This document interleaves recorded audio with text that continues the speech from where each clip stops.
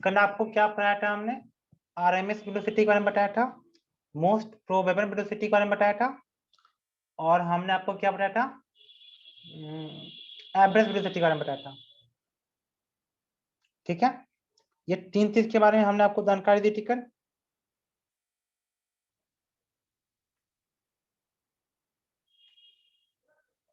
याद है?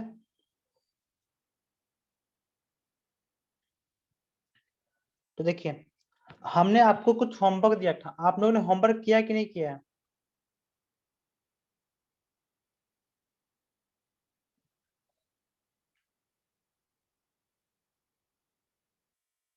आप लोगों ने होमवर्क किया है?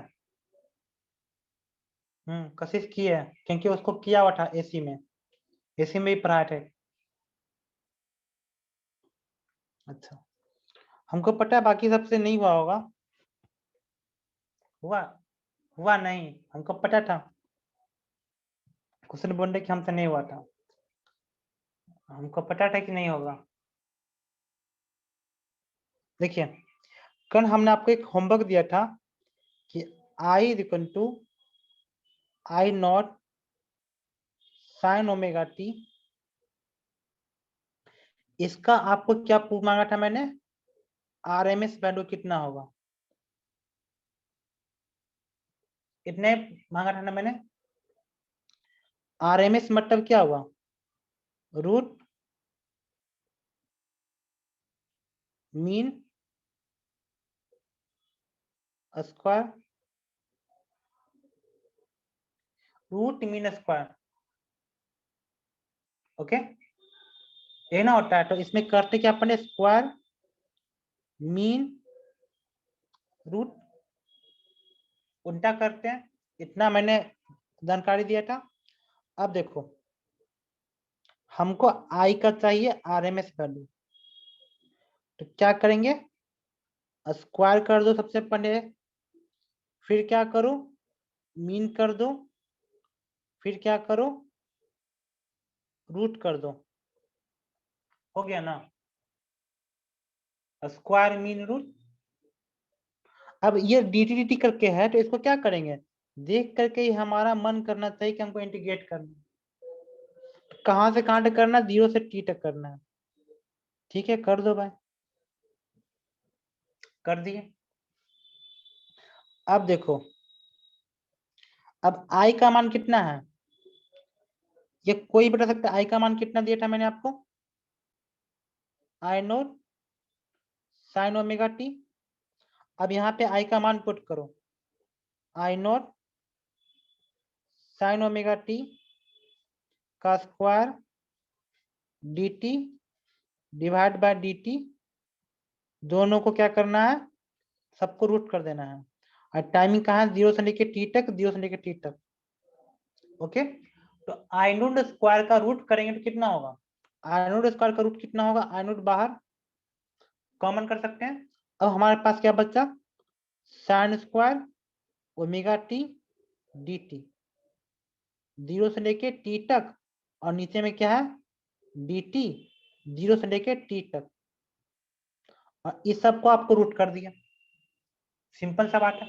अब साइन स्क्वायर ओमेगा टी का इंटीग्रेशन कितना होगा, ये आपको पता होना चाहिए, क्योंकि अगर आपको साइन स्क्वायर ओमेगा टी का इंटीग्रेशन नहीं मालूम होगा, तब तो आप नहीं कर सकते, चाहे कुछ भी हो जाए। यहाँ पे यहीं पे फंस रहा होगा सभी का, फंसने वाला जो स्टोरी है यहीं पे है, बाकी कहीं पे फंसने वाली कोई बात ही नहीं है यहाँ पे, बाकी तरीका वही है। तब देखो, एक आपको एक फॉर्मूला सिखाते हैं, कॉस 2 थीटा का मान कितना होता है? सभी को पता है? Cos square theta minus sine square theta. जो मैथमेटिक्स के स्टूडेंट होंगे उसको तो अच्छे से पता होगा। 2 कॉस स्क्वायर थीटा -1, या फिर इसको लिख सकते हैं 1 माइनस 2 साइन स्क्वायर थीटा। ये सभी को पता है कि नहीं पता है? ये फॉर्मूला जो मैथमेटिक्स का होगा उसको ही पता होगा, जो मैथमेटिक्स का नहीं होगा उसको ही पता होगा, क्योंकि ट्रिग्नोमेट्री में हमने ये फॉर्मूला बताया था। ओके, अब हम क्या करेंगे, इसको हम कंपेयर करेंगे। हमारे पास क्या है, साइन स्क्वायर ओमेगा टी, तो theta is equal to omega t होता है, सभी को पता है, theta is equal to omega t. तो इसको कंपेयर कर दो इसके साथ, तो आपका मान कितना आएगा, तो आपका क्या हो गया, cos 2 omega t is equal to 1 minus 2 sine square omega t. तो यहां से आपका साइन स्क्वायर ओमेगा टी का मान कितना आएगा, कोई बता सकता है, 1 minus cos 2 omega t divide by 2। सही है, मतलब कर सकते हैं ना इसको हम, सही है यहाँ तक। तो साइन स्क्वायर ओमेगा टी के जगह पे हम ये पुट कर दें, तब तो हमारा सोल्यूशन आसान हो जाएगा। पुट कर देते हैं, आई नोट कॉमन, और यहाँ पे साइन स्क्वायर ओमेगा टी की जगह क्या पुट कर दिए, 1 minus cos 2 omega t divide by 2 dt, और नीचे जो होता है dt को इंटीग्रेट किया तो आपका मान कितना आ गया, t आ गया, 0 से लेके कैपिटल टी टाइम पीरियड इसको इंटीग्रेट करना है।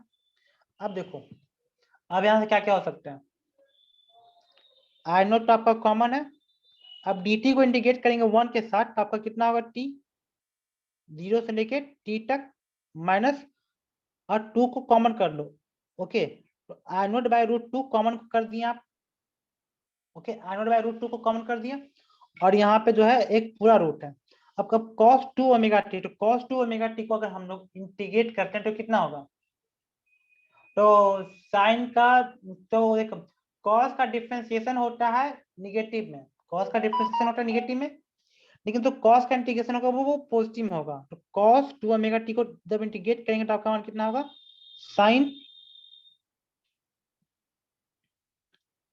2 ओमेगा टी डिवाइड बाय 2, 0 से लेके टी तक, और नीचे बचा क्या आपका टी। सही है, सही नहीं है ना, cos 2 ओमेगा टी को डिफरेंशिएट करेंगे तो कितना होगा, sin 2 omega t divide by 2, क्योंकि यह जो 2 ओमेगा टी है, यह जो पोर्शन आपका है, इस पोर्शन को जो है नीचे ले जाके डिफरेंशिएट करना पड़ता है, उतना अभी नहीं बता सकते। आपको आता हुआ इंटीग्रेशन, नहीं आता तो हमको बताइए, तो इसको अलग से बताना पड़ेगा। ओके, अब देखो यहाँ पे एक बार छोटा टी की जगह पे कैपिटल टी पुट करो, एक बार छोटा टी की जगह पे 0 पुट करो। देखो साइन 2 ओमेगा की जगह पे क्या पुट कर सकते हैं, 2 पाई बाई कैपिटल टी, और स्मॉल टी की जगह पे कैपिटल टी, तो आपका मान कितना हो गया, साइन 4 पाई, और यहाँ पे टी की जगह पे 0 पुट करेंगे तो आपका मान कितना होगा, साइन 0। तो साइन 4 पाई का मान भी 0 होता है, और साइन 0 का मान भी 0 होता है। तो 0 में से 0 घटाएंगे तो कितना होगा, 0। तो यह पोर्शन पूरा का पूरा आपका कितना हो गया, 0 आ गया। तो आपके पास क्या बचा,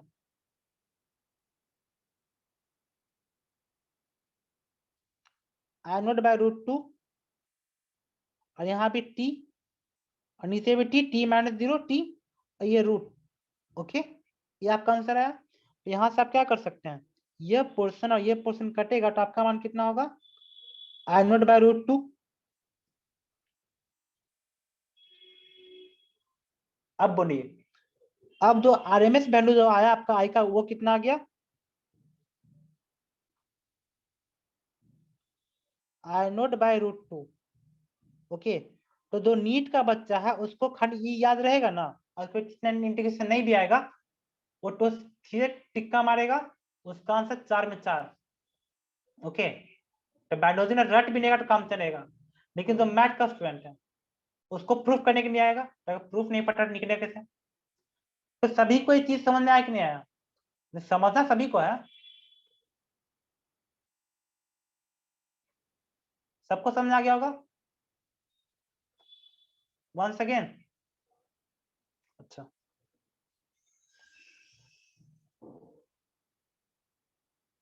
हमने क्या बताया आपको, I equal to I nought sine omega T, और आपको मैंने क्या मांगा था, इसका आरएमएस वैल्यू। आरएमएस वैल्यू क्या होता है, रूट मीन स्क्वायर, लेकिन हमको करना क्या, उल्टा करना है। हमको क्या करना है, उल्टा करना है, स्क्वायर मीन और रूट, स्क्वायर मीन रूट करना है।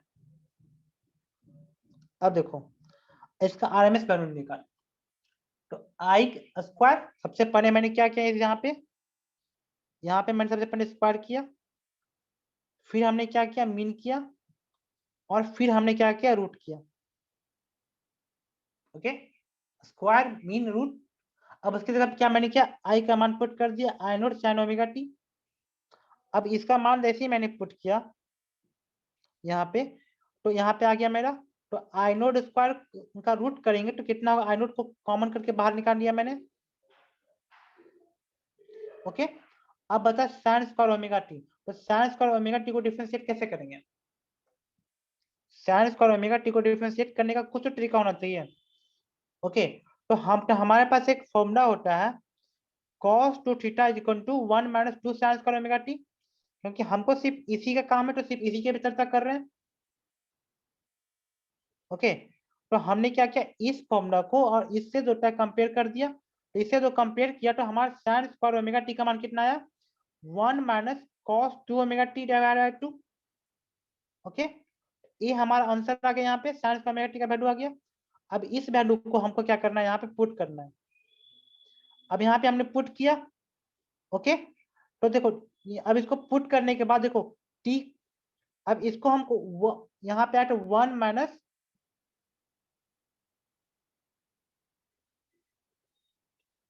Cos 2 omega t divide by 2। अब बाहर में क्या है आपका आई नोट है, तो हमने क्या किया, इस 2 को कॉमन कर दिया, सब में रूट है, तो आई नोट बाय रूट 2 को कॉमन करके बाहर निकाल लिया। अब देखो 1 इंटू डी टी टी, और आपका जो कॉस 2 ओमेगा टी था, तो कॉस 2 ओमेगा टी को जब इंटीग्रेट करेंगे तो हमारा मान कितना आएगा, कॉस 2 ओमेगा टी को इंटीग्रेट किया मैंने तो हमारा मान कितना आएगा, sine 2 omega t divide by 2 omega. Okay, अब इसको इंटीग्रेट करना है 0 से लेकर टी तक। ओके, तो हमें क्या करना है, एक बार छोटा टी का मान जो है कैपिटल टी पुट करना है, और एक बार छोटा टी का मान 0 पुट करना है। तो जब इसका छोटा टी का कैपिटल टी पुट करेंगे तो आपका मान आ रहा था साइन 4 पाई। ओके, तो साइन 4 पाई का मतलब कितना हुआ, साइन 720 डिग्री। तो फिर से एक बार सर्किल होगा तो 360 डिग्री बना, दो बार सर्किल बना तो 720 डिग्री बना, तो दो बार में सब कितना होगा, 0।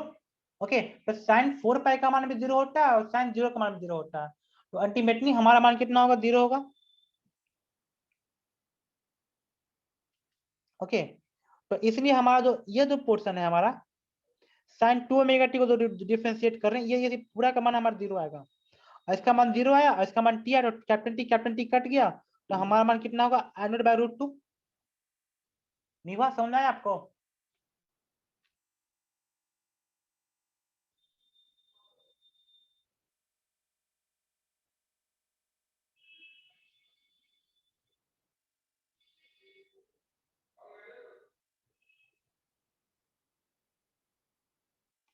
ओके, आगे प्रोसीड करते हैं।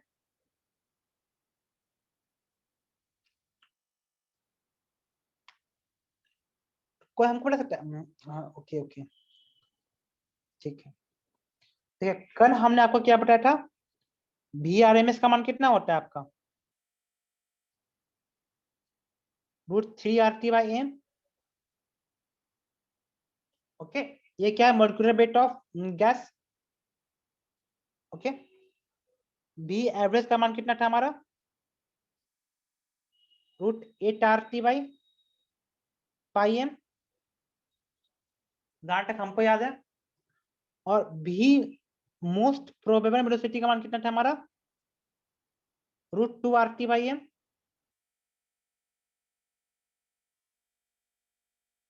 हम सही है ना, ओके, एम आई राइट। और फिर हमने यहाँ से आपको क्या मिला कि मोस्ट प्रोबेबल वेलोसिटी जो है आपका किसके प्रोपोर्शन है, टेम्परेचर के डायरेक्टली प्रोपोर्शन है उसके रूट का। ओके, क्योंकि हमको ये सब फॉर्मूला याद नहीं रहता है, ये हमारा सबसे बड़ा डिमेरिट है। ओके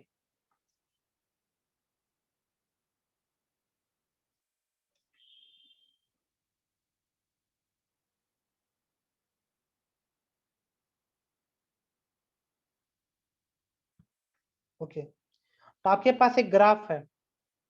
ओके, तो आप ग्राफ को देख के बता सकते हैं कि किसका टेम्परेचर ज्यादा होगा। आपके पास तीन चीजें यहाँ पे है। ओके, इसको माना मैंने टेम्परेचर T3, इसको माना मैंने टेम्परेचर T2, और यहाँ पे माना मैंने टेम्परेचर T1। तो कौन सा टेम्परेचर सबसे ज्यादा होगा? ओके, इधर आपका वेलोसिटी का मान है, इधर नंबर ऑफ मॉलिक्यूल है। ओके, T3 कैसे यहाँ पर लिखा हुआ T3, ये T3 कारण कोई बताएगा तो, क्योंकि लिखा हुआ इसमें आपको दिख रहा है कि T3 ज्यादा है, दिख रहा है टेम्परेचर। आपको ये सब चीज कुछ नहीं दिया हुआ होगा, ये सब वैल्यू आपको नहीं दिया हुआ होगा, कैसे निकालिएगा? ओके, इस इसको बोलते हैं हम लोग Maxwell law of distribution. Okay, इसको बोलते हैं हम लोग मैक्सवेल लॉ ऑफ डिस्ट्रीब्यूशन। तो ये कैसे निकालेंगे? यह नीट के लिए भी बहुत इंपॉर्टेंट कंसेप्ट है, और आपका जो जेईई मेन के लिए बहुत इंपॉर्टेंट कंसेप्ट है, क्योंकि आपका कंसेप्शन क्वेश्चन पूछता है। क्योंकि आपको अगर मैक्सवेल थ्योरी नहीं याद होगा क्या कहता है, वो आपका गलत हो जाएगा।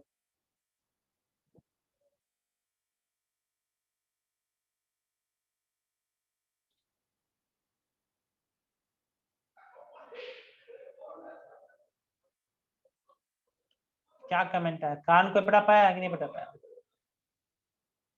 नो, देख बताते हैं। देखो, मोस्ट प्रोबेबल वेलोसिटी किस पे डिपेंड करता है? तो मोस्ट प्रोबेबल वेलोसिटी वो वेलोसिटी है जो कि maximum number of atom attain करता है इन ए गिवन पीरियड ऑफ सराउंडिंग। किसी भी सराउंडिंग होता है, मैक्सिमम नंबर ऑफ एटम का वेलोसिटी कितना होगा? ओके, तब देखो यहाँ पे इधर से आपका वेलोसिटी बढ़ रहा है, तो V3 बड़ा होगा। देखो इधर V1, V2 और V3, तो देखो V3 का जो है मैक्सिमम नंबर ऑफ एटम जो है उसका वेलोसिटी ज्यादा है। मोस्ट प्रोबेबल वेलोसिटी जो है तीसरे नंबर का ज्यादा है, तो जिसका वेलोसिटी ज्यादा उसका टेम्परेचर ज्यादा। ओके, तो हमें यहाँ पे क्या क्या देखना है? हमें यहाँ पे वेलोसिटी देखना है of the most probable atom. Okay, सबसे ज्यादा एटम का। तो इसमें सबसे ज्यादा एटम कौन सा? ए है। इसमें सबसे ज्यादा एटम कौन सा? ए है। सबसे ज्यादा एटम इसमें ए है। बस हमको इसी से काम है। अब बाकी ग्राफ तेरा है मेरा है, हमको उससे कोई मतलब नहीं है। हमें ग्राफ का नजर से मतलब नहीं है। हाँ, हमें किससे मतलब है? मैक्सिमम नंबर ऑफ एटम जिसका वेलोसिटी कितना होगा। ओके, तो मैक्सिमम नंबर ऑफ एटम का वेलोसिटी V3 है, और V3 ज्यादा है, तो अब जब V3 ज्यादा होगा तो T3 आपको ज्यादा होगा, तो उसी तरह से T2 और T1। ओके, ये आपका कंसेप्ट है मैक्सवेल लॉ ऑफ डिस्ट्रीब्यूशन, दो का आपका है मोस्ट प्रोबेबल वेलोसिटी। तो अगर आपको फॉर्मूला याद है और आपको ये ग्राफ दे देगा, तो अगर आपको नहीं पता होगा तो आपका नहीं हो पाएगा। ओके, तो इसलिए आपको ये पोर्शन भी आना जरूरी है। तो इसमें किसी को दिक्कत?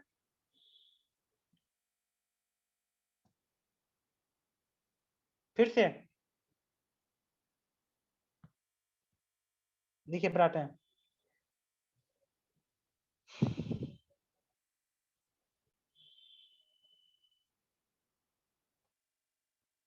देखिए यहाँ पे आपको क्या क्या चेक करना है? इधर हुआ एक्स एक्सिस की तरफ वेलोसिटी हुआ, अब बाय एक्सिस की तरफ क्या हुआ? Number of atom.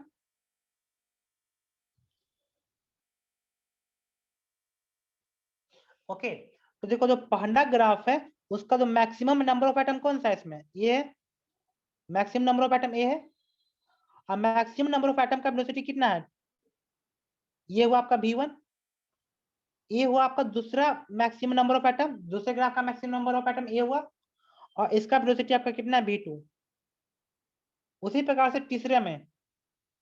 ओके, तो तीसरा में जो मैक्सिमम नंबर ऑफ एटम कौन सा? आपका ए है, और इसका जो मैक्सिमम वेलोसिटी, इसका वेलोसिटी कितना है? V3 है।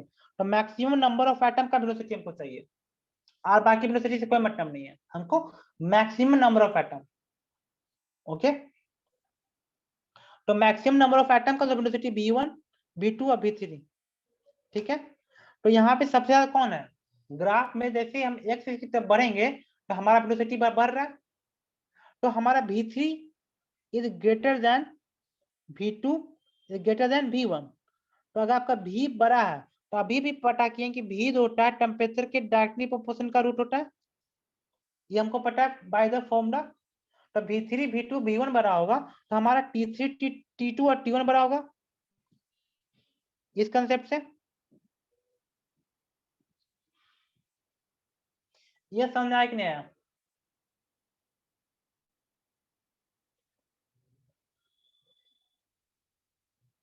क्वेश्चन आपको ए पार्ट समझ आ गई मोस्ट प्रोबेबल वेलोसिटी का?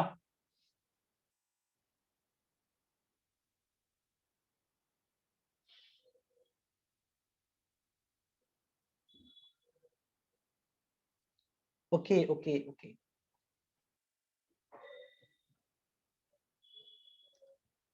बहुत अच्छा बात है, हमारी मेहनत लगना आ रही है, क्योंकि ऐसा क्वेश्चन पूछ चुका है नीट में, तो ऐसा क्वेश्चन पूछा जा चुका है नीट का जो प्रीवियस क्वेश्चन बनाइएगा।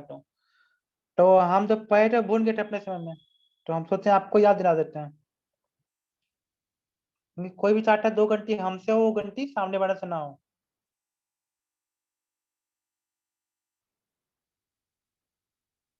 ओके, आगे बढ़ते हैं।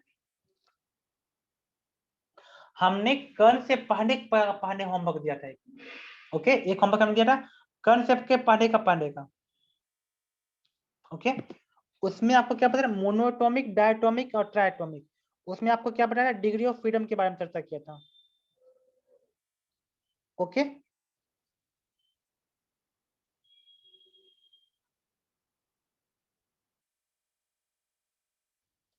तो देखो डिग्री ऑफ फ्रीडम क्या होता है कि आप एनर्जी को कितने फॉर्म में रख सकते हैं, वो होता है डिग्री ऑफ फ्रीडम।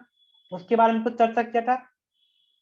तो देखो डिग्री ऑफ फ्रीडम जैसे कि हुआ मोनोटॉमिक डायटोमिक और ट्राइटोमिक, 3 तरह का गैस होता है। तो मोनोटॉमिक गैस कौन सा होगा, सबको पता है?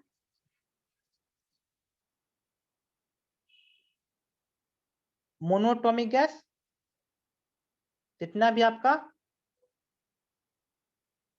नोबल गैस है, इनर्ट गैस है, सब मोनोटॉमिक है, क्योंकि वो आपस में रिएक्ट नहीं करेगा, मोनोटॉमिक रहेगा। डायटोमिक, ट्राई कीजिए कि अपना नेटवर्क को सही रखिए, ठीक है, कम से कम जिस समय हम क्लास ले रहे हो।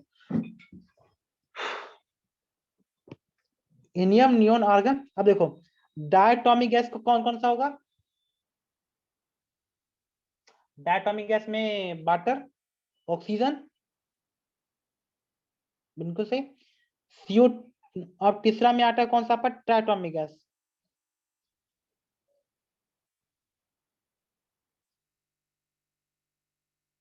तो ट्राइटोमिक गैस में कौन कौन सा होगा, 3 एटम चाहिए हमको।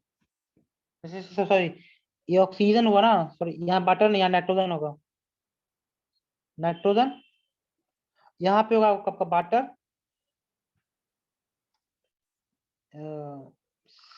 एमोनिया, CO2 भी होगा, लेकिन CO2 का कंसेप्ट थोड़ा अलग है। CO2 भी ट्राइटोमिक गैस है, लेकिन CO2 का कंसेप्ट ही अलग है, क्योंकि CO2 में क्या होता है, इसका जो स्ट्रक्चर बनाएंगे था ना कि C डबल बॉन्ड O और डबल बॉन्ड O।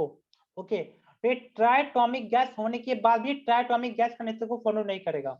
ओके, क्योंकि इसका जो हाइब्रिडाइजेशन कौन सा होता है, sp होता है, मतलब कि लीनियर स्ट्रक्चर है। तो इसीलिए ट्राइटोमिक गैस होने के बाद भी ट्राइटोमिक गैस के नियम को फॉलो नहीं करता कार्बन डाइऑक्साइड। ओके, तो कहीं भी क्वेश्चन में CO2 लिखा हो रहेगा तब उसका मतलब ये समझिएगा, ठीक है।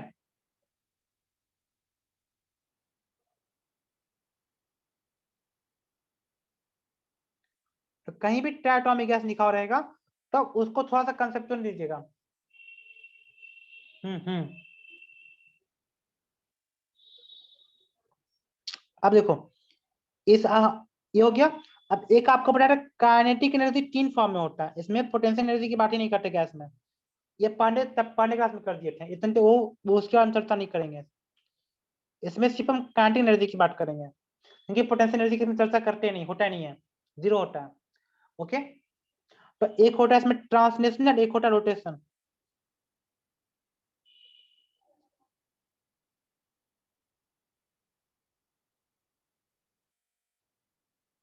ओके, अब ट्रांसलेशनल में 3 फॉर्म का एनर्जी होता है। Okay, 3 form of energy.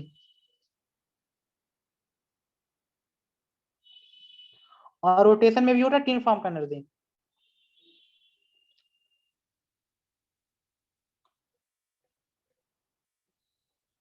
Okay, तो देखो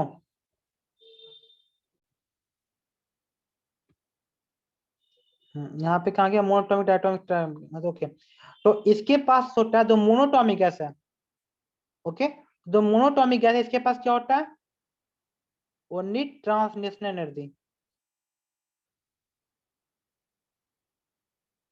इसके पास सिर्फ अगर ट्रांसलेशनल एनर्जी होगा तो हमारे पास 3 एक्सिस होता है, एक्स एक्सिस, बाई एक्सिस और जेड एक्सिस।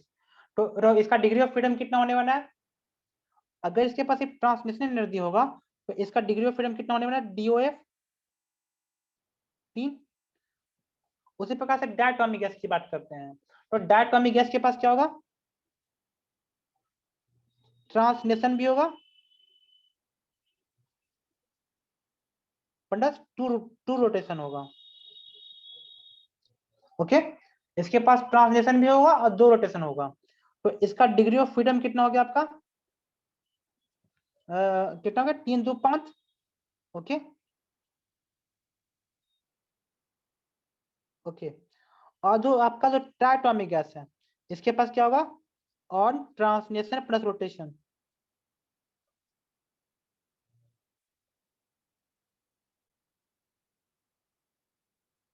तो इसका डिग्री ऑफ फ्रीडम कितना हो गया आपका, 6 हो गया। ओके, तो 3 5 6।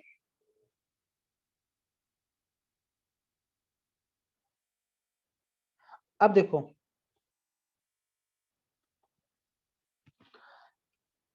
आप जो होता है हीट को 2 फॉर्म में कंपेयर करते हैं, एक हीट को 2 फॉर्म में होता है। आप कोई भी काम को क्या करते हैं, at constant pressure,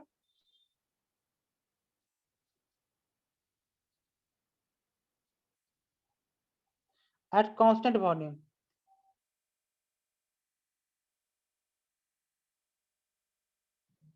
okay, at constant pressure या फिर एट कांस्टेंट वॉल्यूम।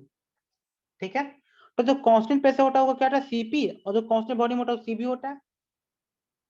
और आपको एक फॉर्मूला बताए थे, Q इज इक्वल टू क्या होता है, delta U plus work done. First law of thermodynamics, जो अभी जैसे ही चैप्टर खत्म करेंगे तो हम उसके बाद 2 से 3 डेट कम से कम क्वेश्चन करेंगे। और क्वेश्चन करने के बाद जो थर्मोडायनामिक्स पे आएंगे ना, तब आपको बताएंगे थर्मोडायनामिक्स के बारे में पूरा। तो देखो इसमें 2 चीजें है, एक हुआ फिजिक्स की चीजें होती है और एक केमिस्ट्री की चीजें होती है। ओके, तो हम जो पढ़ाएंगे आपको बर्गन कितना होता है आपका, प्लस पी डेल्टा वी। लेकिन जो केमिस्ट्री वाले टीचर होंगे वो क्या बताएंगे आपको, minus P delta we. Okay, तो जब भी हम चर्चा करेंगे तो प्लस पी डेल्टा वी की बात करेंगे, क्योंकि हमको इसी से काम है। ओके, तो जब हम कांस्टेंट प्रेशर पे बात करते हैं तो कांस्टेंट प्रेशर पे क्या होगा आपका, सीपी।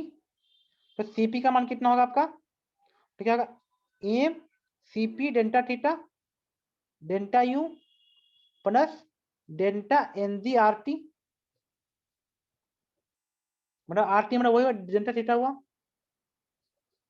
ओके, और इसका कितना होगा, N CB delta theta plus delta NG R delta theta, और ये हो गया आपका M CP delta theta. Okay, तो आपका सीपी का मान कितना हो जाएगा,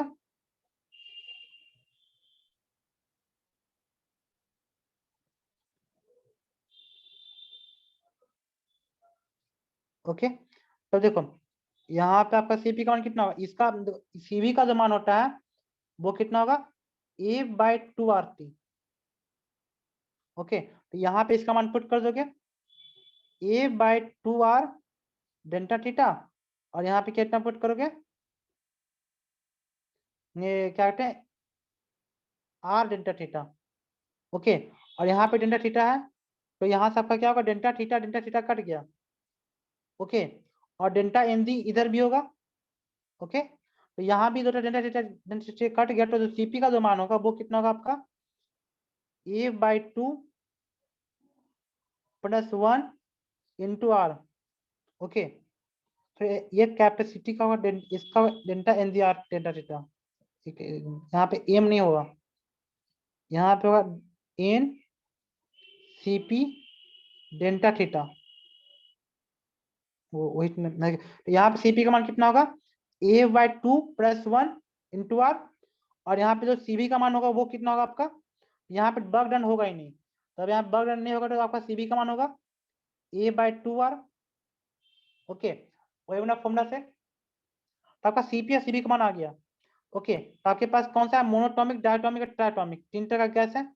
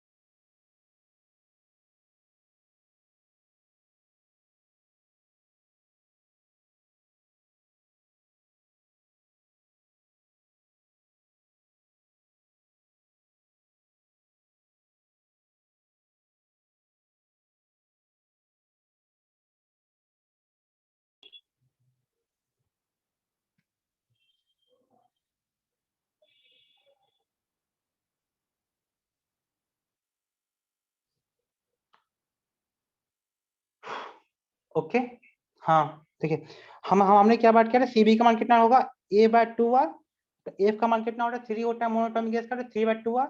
और सीपी का मान कितना होगा, a/2 + 1r, तो 3/2 + 1 5/2r। ओके, तो उसी प्रकार से हम डायटोमिक गैस की बात करते हैं।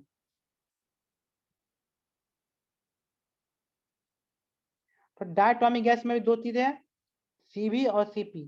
तो सीबी का मान कितना होगा, a/2r, मतलब कि 5/2r। और यहाँ पे सीपी का मान कितना होगा, a/2 + 1 × r। ओके, तो आपका मान कितना होगा, 5/2 + 1 r, मतलब कितना हो गया, 7/5r। तो सॉरी, 7/2r। ओके, तो सीपी का मान कितना हो गया, 7/2r, और सीबी का मान कितना हो गया, 5/2r फॉर डायटोमिक गैसेस। अब ट्राइटोमिक गैस की बात करते हैं। तो ट्राइटोमिक गैस में आपका सीबी का मान कितना होगा और सीपी का मान कितना होगा। ओके, तो सीबी का मान कितना था, a/2r, मतलब कि 6/2r। और जो सीपी का मान कितना होगा, a/2r। तो इसका मान कितना पुट करेंगे हम, 6/2 + 1 r, तो आपका कितना हो गया, 8/2r। ओके, तो बहुत सा बच्चा दिमाग में आ रहा होगा कि हम इसको काट नहीं सकते हैं। काट तो सकते हैं, लेकिन काटने से जो कंपेयर जो कर रहे हैं वो थोड़ा क्या कहते हैं, अच्छा से नहीं हो पाएगा, इसलिए हम इसको काटेंगे चाहे नहीं काटेंगे। ओके, और जो गामा का जो मान होता है, गामा का मान कितना होता है आपका, CP/CB। गामा का मान CP/CB होता है। तो सभी को पता होगा मोनोटॉमिक, डायटोमिक और ट्राइटोमिक गैसेस का कितना होता है,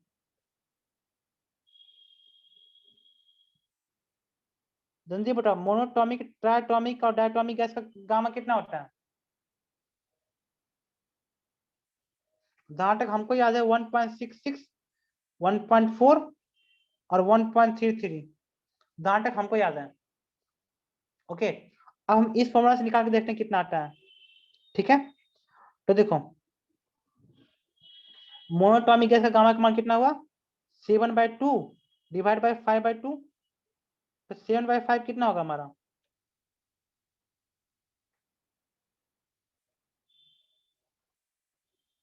हाँ हाँ, CP/CB से निकालेंगे गामा का मान।